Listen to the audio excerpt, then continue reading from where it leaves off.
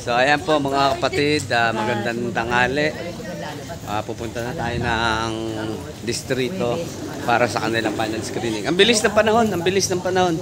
Isang buwan na naman na nakalipas sa ating paglalakbay at nandito na naman tayo sa ating final screening. Yan po umiikot yung buhay natin, tumutupad sa kabila ng mga pagsubok pero nangangalaga ng mga papasambahin, nangangalaga ng mga kapatid. Mamaya po pwede na po magsimulang panatag. Wala pa po, hintayin pa po natin yung schedule ng ating bautismo. So, yun nga mga kapatid, kahit may pagsubok, hindi tayo bibitaw. Patuloy tayo na mangungunyapit. Patuloy natin sisikapin na matuparan ng ating mga tungkulin sa kabila ng mga hamon sa buhay. At kailangan lang lagi tayo magtitiwala sa magagawa ng ating Panginoon Diyos. Ang aming pong poging emo, ayan.